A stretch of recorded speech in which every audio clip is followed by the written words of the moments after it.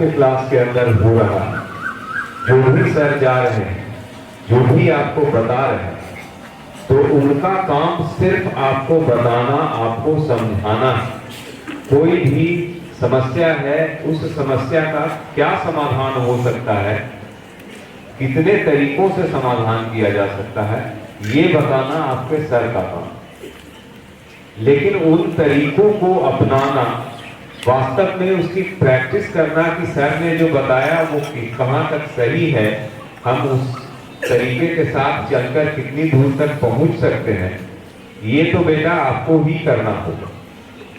तभी तो पता चलेगा कि सर ने जो बताया वो आपके काम आया कि नहीं आया। तो बहुत सारे बच्चे ऐसे हैं जो इस बात की प्रैक्टिस करते हैं, क्लासरूम में भी करते हैं, अपने घर जाने के बाद भी करते हैं। और बहुत सारे बच्चे जो हैं वो ये समझते हैं कि क्लासरूम की पढ़ाई के बाद पढ़ाई समाप्त हो जाती है। आप सुबह 7 बजे क्लासरूम में बैठते हैं और 7 बजे के बाद 2:30 बजे जब आपकी छुट्टी होती है तो आप समझ लेते हैं कि आज का हमारा सेशन जो है वो समाप्त हो चुका है, अब इसके आगे हमको कुछ और करने की जरूरत नहीं है। और यहाँ से चले जाते हैं अपने अपने घर और लग जाते हैं अपने पसंदीदा काम। किसी को खेलना पसंद है, किसी को मोबाइल फोन, टैबलेट, लैपटॉप, ये सब में अपना समय बिताना पसंद है, किसी को टीवी देखना पसंद है, और किसी तरह से गिरते पड़ते जो होमवर्क मिलता है उसको कर लेते हैं, आधा अधूरा। बहुत सारे बच्चे ऐसे हैं, है ना, जिनकी कॉपी में साइन नहीं होता है। आप लोगों के साथ दिक्कत क्या है कि आप लोग समझते हैं कि हम जो सोच रहे हैं उस सोच तक कोई पहुंच ही नहीं सकता है। हम बहाना बना लेंगे और अगला आदमी उसको मान लेगा। तो ऐसा नहीं है बेटा, तुम सिर्फ बच्चे हो और हम इसी बात का ख्याल रखते हैं कि तुम बच्चे हो, इसलिए तुम्हारी गलतियां माफ करने योग्य है। लेकिन माफी की भी एक सीमा है, उसका नाजायज फायदा उठाना अगर आप शुरू करते हैं तो हमारा क्या, हम तो माफ करते ही रहेंगे।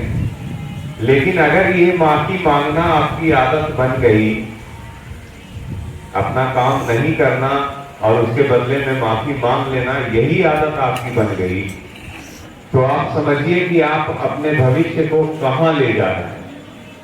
सुबह उठते हो और बजाय मजे से तैयार होने के उठाते हो कॉपी या कलम और जल्दी जल्दी जल्दी जल्दी जल्दी जो बचा हुआ है उसको पूरा करते हो ना भाई।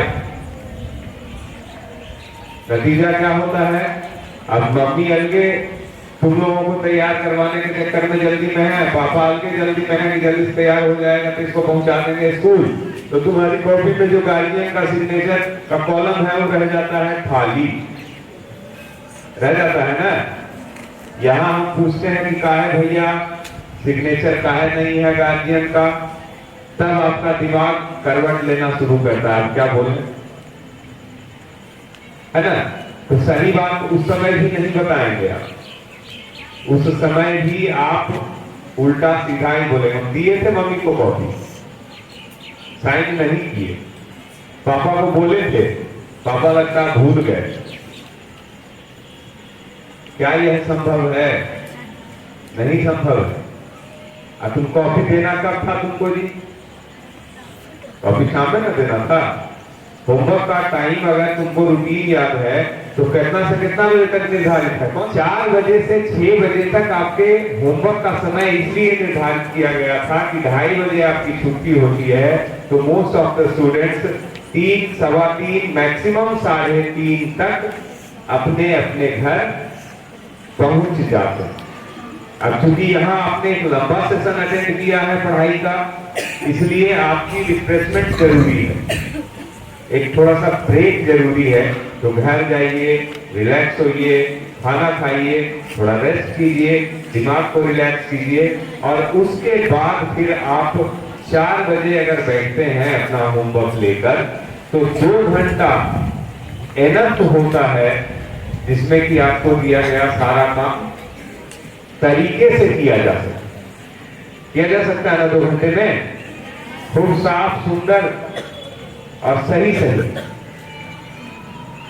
लेकिन आपको 4 बजे बैठना नहीं है, क्योंकि घर जाने के बाद घड़ी का ध्यान तो रहता नहीं है।